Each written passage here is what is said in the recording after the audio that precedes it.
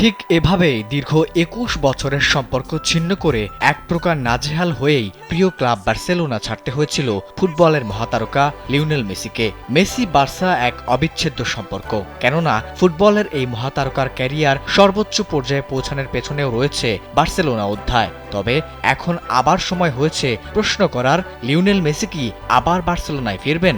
সময় কি আবারও পুরনো স্মৃতি জাগিয়ে সূচনা করবে নতুন গল্পের? সম্ভাবনা পুরোপুরি উড়িয়ে দেওয়া যাচ্ছে না, কারণ স্প্যানিশ সংবাদ মাধ্যমের দাবি যে এমনটাই।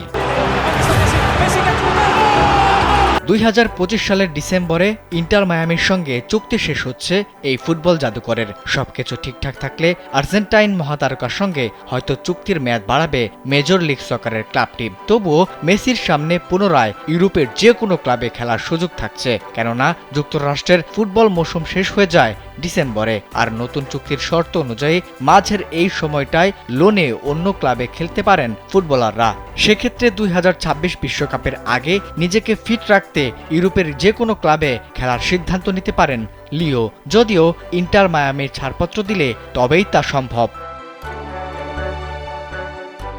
এদিকে স্প্যানিশ এক সংবাদ মাধ্যমের দাবি, ইউরোপিয়ান ক্লাবে খেলা নিয়ে দুই পক্ষের আলোচনাও চলছে। সেক্ষেত্রে আগামী মৌসুমে অল্প সময়ের জন্য হলেও আরও একবার বার্সা জার্সিতে দেখা যেতে পারে এই বিশ্বকাপ জয়ীকে।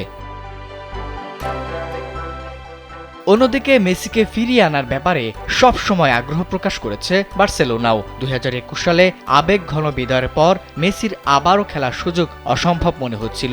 তবে বর্তমান পরিস্থিতি তাকে পুনরায় কাতালান জায়ান্টদের হয়ে মাঠে নামার সম্ভাবনা জাগাচ্ছে। এদিকে মেসি যদি ২০২৫ সালে বার্সেলোনায় যোগ দেন, তবে এটি হবে ফুটবল ইতিহাসের অন্যতম স্মরণীয় এক অধ্যায়। তার প্রত্যাবর্তন বার্সেলোনার জন্য যেমন প্রতিযোগিতার শক্তি বাড়াবে, তেমনি ভক্তরাও আবার তাদের প্রিয় জার্সি নাম্বার ১০-এর খেলা দেখার সুযোগ পাবে। তাই তো ফুটবল বিশ্ব এখন অধীর আগ্রহে অপেক্ষা করছে এই অসাধারণ সম্ভাবনা বাস্তবে রূপ নেয় কিনা তা দেখার জন্য।